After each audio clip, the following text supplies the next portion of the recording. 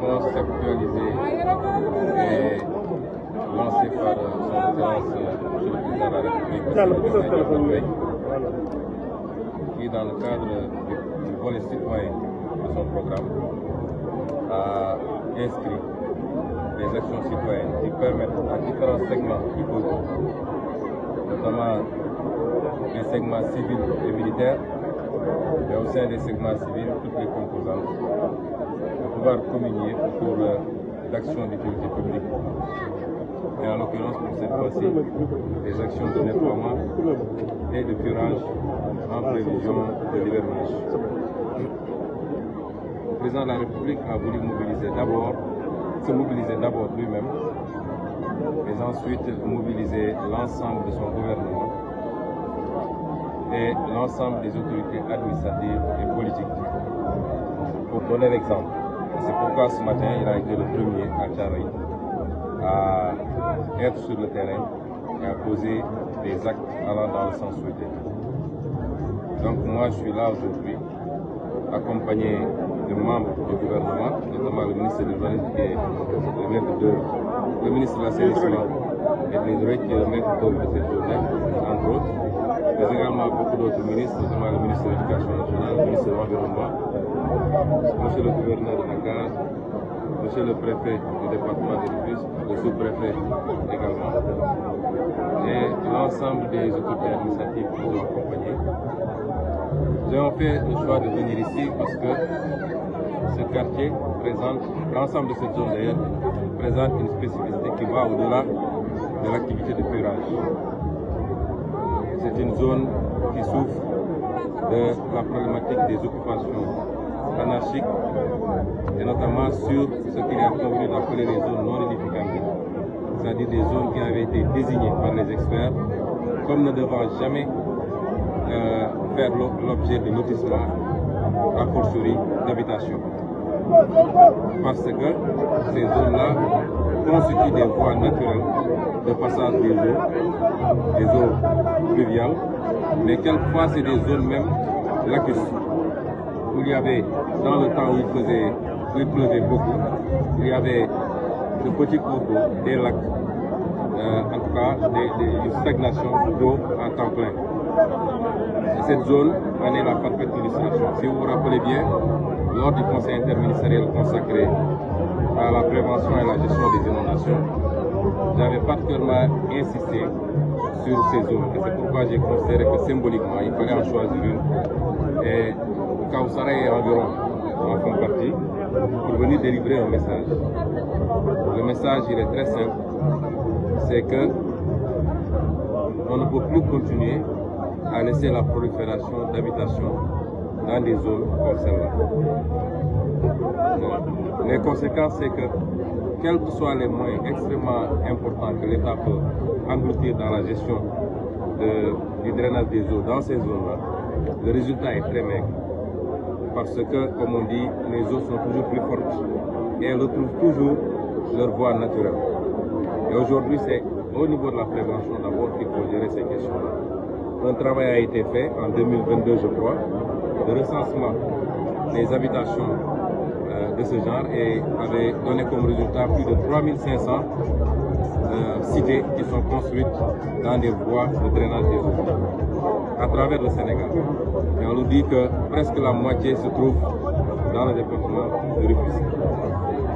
Et nous ne pouvons plus continuer à laisser faire. Parce qu'un quartier ne se construit pas à nos jours. Une maison même ne se construit pas à nos jours. Si on en est là, c'est que quelque part il y a eu défaillance et carence des services de l'État qui ont laissé, souvent sans titre ni droit, sans aucune autorisation de l'urbanisme, que des gens puissent construire jour après jour, semaine après semaine, pour voir naître des quartiers. Et après, ça pose la problématique de la gestion de ces quartiers-là. Les conséquences, particulièrement pour Kawsara, c'est qu'aujourd'hui, les gens sont obligés même de quitter pendant l'hivernage. Il y a, je crois, minimum 8 familles qui ont définitivement quitté pour aller chercher ailleurs. Les édifices, mosquées et autres sont complètement pris par les eaux. Et même les installations qui ont été faites pour le drainage de ces eaux, pour le captage de ces eaux-là, sont quelquefois occupées. Même le poste Sénélec, le seul poste Sénélec qui était là, a été déplacé parce qu'il y a eu un incendie, me dit-on, consécutif à justement l'effet ou l'impact de ces eaux. C'est des désagréments qu'on aurait pu éviter. Nous n'avons pas de solution immédiate. Nous allons faire le maximum et notamment nous annonçons ici aux populations que un bassin va être construit ici en collaboration avec l'armée nationale pour gérer déjà cet hivernage, un bassin de captage et de rétention des eaux, en espérant que ça va pouvoir atténuer très fortement l'impact de ces eaux sur les habitations. C'est entre autres une solution, mais une solution provisoire. Et comme l'a dit le président de la République dans son programme, si vous allez à la page 60, il avait clairement dit que la gestion globale de ces questions doit faire l'objet d'une planification sérieuse sur le long terme qui intègre une planification globale en termes d'urbanisme et qui intègre la problématique du drainage des eaux, du captage des eaux et la problématique de l'assainissement de manière générale. Ce travail est en cours, monsieur le ministre est ici présent avec toute une équipe pluridisciplinaire. C'est vous dire qu'il y aura des solutions à court terme, à moyen terme et à long terme. Et c'est à cela que nous appelons les populations. Le gouvernement doit être accompagné. Il y a des choses qu'on peut faire tout de suite, mais si tout le monde si et seulement si tout le monde se donne la main et qu'on s'oriente vers le travail. Nous allons assainir structurellement, nous allons assainir humainement et ça nécessitera la contribution de tout le monde. Et c'est pourquoi le président a mobilisé les armées, il a mobilisé l'ensemble des services dédiés à ce genre d'activité, mais il continue à lancer un appel aux populations parce que cette activité doit être pérenne. On dit souvent qu'au Sénégal, nous savons prendre des départs, mais nous n'arrivons jamais au but.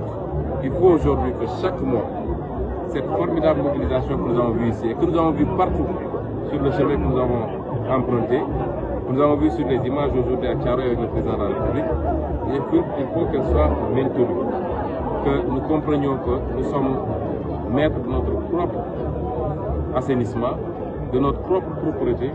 C'est à nous prendre soin de nos quartiers d'abord, parce qu'en prenant soin de nos quartiers, on prend soin de nous-mêmes, de nos enfants qui jouent dans les rues de ces quartiers-là. Nous prenons soin de notre hygiène. Et c'est en cela que le concept de citoyenneté et de civisme, mais le concept également d'armée-nation, ces concepts sont extrêmement importants et sont au cœur de notre programme. Je terminerai par dire qu'aujourd'hui, au 1er juin de l'année dernière, 2023, je crois que nous étions dans une configuration totalement différente. Où, un peu partout dans le pays, où les activités citoyennes et donc porteuses de progrès, porteuses d'espoir, mais également de plus-value pour les populations et pour la nation, on était confronté malheureusement à une autre situation où c'est peut-être des grenades lacrymogènes et des pneus qui tonnaient ou qui étaient brûlés. Je voudrais dire aujourd'hui que cette œuvre d'assainissement, cette œuvre de salubrité, elle sera globale. Je veux dire à tout le monde, particulièrement à ceux qui ont été victimes de ces situations-là, qu'en aucun cas, nous n'oublierons ce qui s'est passé. Et que toute la lumière, toutes les dispositions seront prises pour que la lumière soit faite et pour que plus jamais nous ne soyons obligés de vivre cela. Et le travail d'assainissement, comme je l'ai dit, il est global. Pour aller vers certaines directions, il faut assainir la présidence de la République, il faut assainir la primature et le gouvernement, il faut assainir la justice, il faut assainir l'administration, il faut assainir l'ensemble des facteurs qui contribuent à aller positivement dans une direction ou très négativement dans une autre direction. C'est cette œuvre d'assainissement qui est en cours et je peux rassurer tout le monde que ce qui doit être fait sera fait pour que la lumière et les responsabilités soient établies et que pour que plus jamais nous n'ayons de 1er juin, non pas consacré à des œuvres d'utilité publique, mais beaucoup plus à faire face à des situations très désagréables pour le pays.